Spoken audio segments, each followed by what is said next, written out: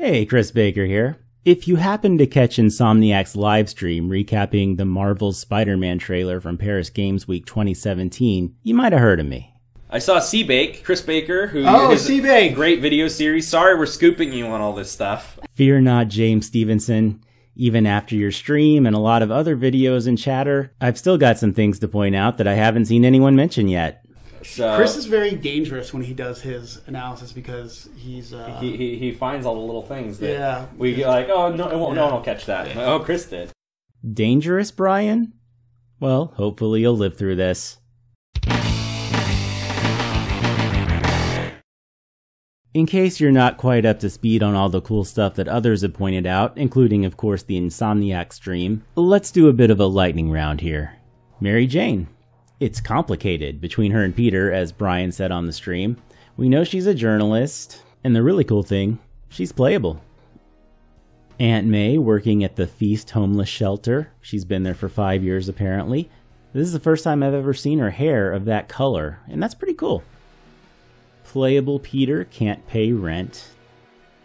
And his face is this guy from Girls and Grey's Anatomy, 2 shows I don't watch. Hey, it's Miles again. He's friends with Peter and wearing a sexy Midtown High shirt. That's where Peter went, of course. Shocker makes a not-so-shocking return, though he is actually looking cool for once, which itself I guess is kind of shocking. Norman Osborn seeks re-election as mayor. Fisk frisked. Our first real look at Captain Yuri Watanabe. Pictures of the good old days with Aunt May, Uncle Ben, Harry Osborn, MJ, and of course Peter himself. Roseman's Art Gallery, or whatever it is. It's named for the executive creative director of Marvel Games. Hey, Bill. Yes, that's Doctor Strange's Sanctum Sanctorum, confirmed. We see Martin Lee being a super nice guy, at least until he shows his disgust for server rooms as Mr. Negative. And remember all those awesome pieces of concept art we saw coming out of D23 over the summer? Every single one of them was brought to life in this trailer. Whoever it was who decided to tease us with concept art, then actually deliver on it with gameplay footage in this trailer a few months later, great work. So yeah, lots of cool stuff. But what hasn't anyone talked about yet? Or what's been said, just not explored as deeply as it should be? I've got a few things to run by you here. Let's kick things off with what Mary Jane is looking at when she whispers this. Devil's breath. Yes, devil's breath. Now I've heard some people gloss over exactly what that is by calling it a biological weapon. Which is true, but that doesn't really speak to what it does. What you're looking at now is what happened when Mr. Negative unleashed devil's breath to a room full of Magia crime family. Spidey was there too, and though it slowed him down, he's the only one who made it out alive. Why is that? Well, because he's not Magia. Using the weapon requires a blood sample first, and then when that blood sample mixes with other ingredients, it creates a gas that will kill anyone with a similar DNA line. And that's what happened here. Now that does not mean that those are the rules for the game, but it wouldn't surprise me if they are. Incidentally, if you're curious what the actual markings are on the map, the big red dot you see there is probably Grand Central Terminal, which actually links up with the gameplay that we see in the trailer. I don't know what's going on in the upper left up there, but it's somewhere around 100th and Broadway. I really wish I could make out that handwriting. I don't think that second word there is lab, but it might be. And that would actually make sense. Devil's breath's gotta come from somewhere, right? Probably a lab. Okay, we're not done with this screenshot yet. What I'm about to reveal is something I'm quite frankly shocked no one has found out before me, but here goes. Most of the words and numbers that you see here were probably created just for this game, but the word Symkaria, that is interesting. Symkaria is best known as the home of the world-renowned assassin known as Silver Sable. In fact, Spidey went here very recently in the comics to help Silver Sable reclaim her homeland from Norman Osborn. Just a few years ago, the comics even showed a Symkarian pride parade featured on the streets of New York. But will Silver Sable actually make it to the streets of New York in this game? I'm gonna guess no. I think it's probably just a cool Easter egg to have the word Symkaria there, but I'd certainly love to see her. And it'd be kinda timely with movies too. If you haven't heard, there's actually a movie featuring Silver Sable and Black Cat that is currently set for February 8th, 2019. It's called Silver and Black. So if there's ever been a time for Silver Sable to become a household name among characters like Spider-Man and Captain America and Hulk and all them, it's within the next year and a half.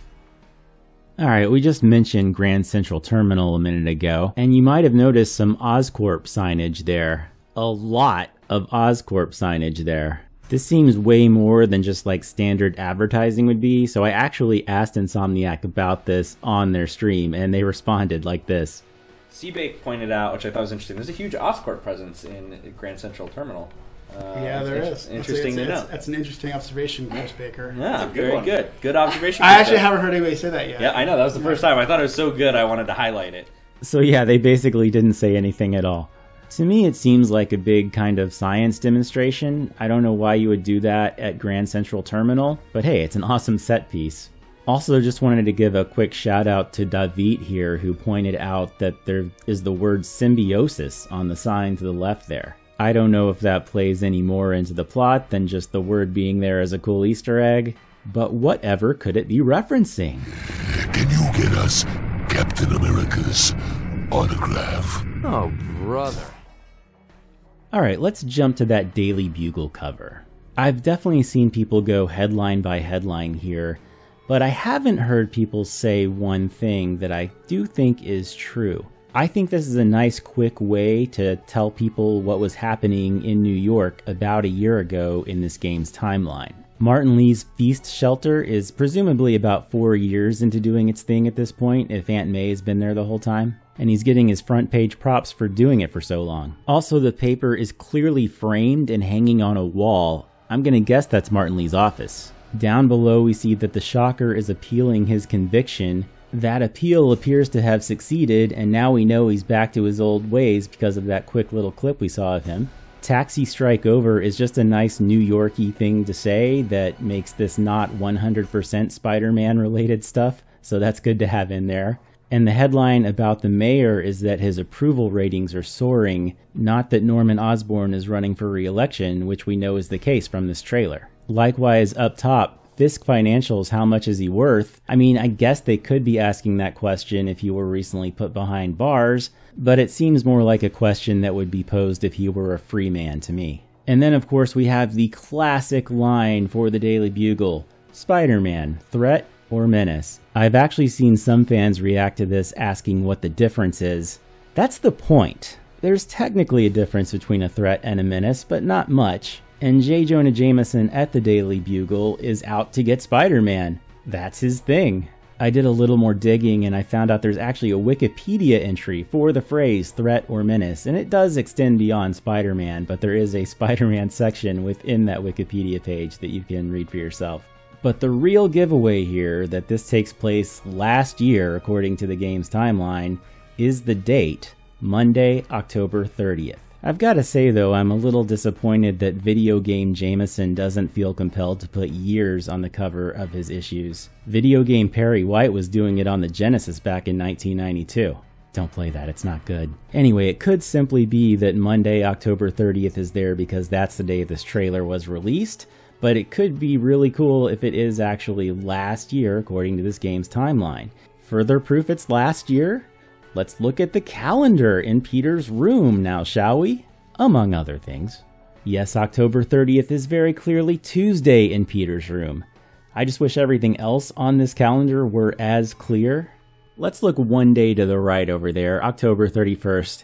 It says what to wear. That's pretty funny coming from a guy who dresses up in an extravagant costume every day to save people as Spider-Man. He can't figure out what to dress up as on Halloween. Let's just hope he can pay his rent on the 15th.